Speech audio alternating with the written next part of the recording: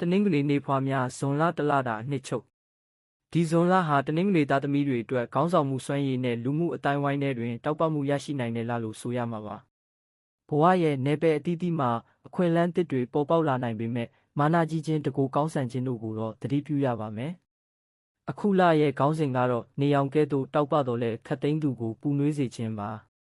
လာဆန်းပိုင်းမှာကိုယုံကြည်မှုအပြည့်နဲ့လုံရဲဆောင်ရဲဖြစ်နေပေမဲ့အနှဲငယ်မိုက်မဲတဲ့ဆုံးဖြတ်ချက်မျိုးချမိနိုင်တယ်။လက်ကုံပိုင်းမှာအေးအေးဆေးဆေးစင်ကျင်တုံတရားနဲ့လှုပ်ဆောင်နိုင်ရင်အောင်မြင်မှုကြီးကြီးမားမားရနိုင်ပါတယ်။ချစ်ချင်းမေတ္တာနဲ့ဆက်ဆံရေးတနင်္ဂနွေသားသမီးတွေဟာပင်ကိုယ်သဘောအရရက်ရောပြီးချစ်ရသူကိုပေးကမ်းစွန့်ကြဲတတ်သူများဖြစ်ပါတယ်။ဇွန်လမှာအခြေရေးဟာစိတ်လှုပ်ရှားစရာတွေအံ့အားသင့်စရာတွေပြည့်နှက်နေပါတယ်။အိမ်အောင်တွေများအိမ်အောင်ဖက်နဲ့အတူတူအပန်းဖြေခီးထွက်ဖို့ဒါမှမဟုတ်အားလက်ရက်တရက်ကိုအတူတူကုံဆုံးဖို့အကောင်းဆုံးအချိန်ပါ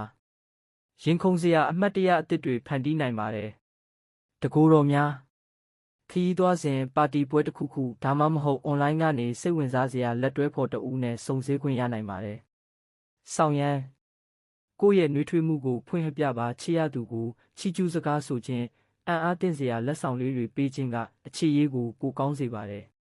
ရှောင်းရန်လက်ွယ်နေများဇွန်လ6ရက်နဲ့21ရက်မှာအတ္တကြီးပြီးငင်းခုန်ခြင်းကိုမှန်သည့်ထင်ခြင်းတွေမလုပ်ပါနဲ့စီးပွားရေးနှင့်အလုပ်ကိုင်တနင်္ဂနွေသားသမီးတွေရဲ့ဇွန်လဟာအာဏာနဲ့ဩဇာတိုးတက်မဲ့လဖြစ်ပါတယ်အထူးသဖြင့်စီမံခန့်ခွဲရေးနိုင်ငံရေးဖျော်ဖြေရေးအားကစားစီးပွားရေးလုပ်ငန်းကြီးများစတဲ့နယ်ပယ်တွေမှာအထူးအောင်မြင်မှုရနိုင်ပါတယ်လဆန်းပိုင်း1ရက်မှ15ရက်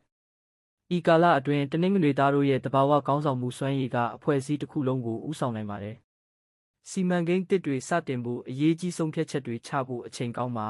။သို့တော့အကြံဉာဏ်မတောင်းပဲတဦးတည်းဆုံးဖြတ်ခြင်းကိုတော့ရှောင်သင့်ပါတယ်။လကုံပိုင်း16ရက်မှ30ရက်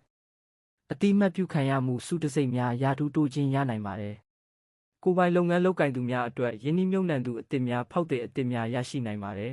။ဆောင်ရန်လုပ်ငန်းတင်ဆက်မှု presentation အငင်းပွားမှုဖြည့်ရှင်းခြင်းကိုဇွန်လ9ရက်နဲ့23ရက်မှာလုပ်ဆောင်ပါရှောင်းရန်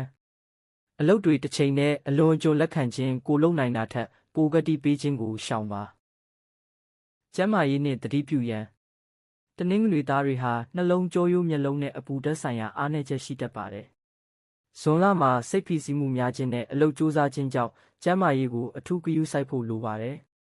အဓိကဂရုစိုက်ရမယ့်ကျန်းမာရေးတွေးတိုးခြင်းခေါင်းမူခြင်းနဲ့အိပ်မပျော်ခြင်းဖြစ်ပါတယ်။နေပူတဲ့အကြာကြီးထွက်ခြင်းအလုရှုပ်ခြင်းကဒီလက္ခဏာတွေကိုပိုဆိုးစေနိုင်ပါတယ်။ဆောင်ရန်ရေများများတောက်ပါနေအောင်ကြီးတင့်တော်သလောက်ခံယူပါ။တရားထိုင်ခြင်းအသက်ပြင်းပြင်းရှူခြင်းကစိတ်တည်ငြိမ်စေပါတယ်။ရှောင်ရန်အရက်ကဖိန်းတက်များခြင်းနေလေခင်းအပူတဲ့လေ့ကျင့်ခန်းလုပ်ခြင်းကိုရှောင်ပါ။ဇွန်လအတွက်ကံကောင်းစေမယ့်အရာများကံကောင်းသည့်အဆောင်လက်ဖွဲ့များရွှေရောင်တတုစိန်နေပန်းပုံဆွဲသည့်ချင်းသေးသို့မဟုတ်မြင်းရုပ်တု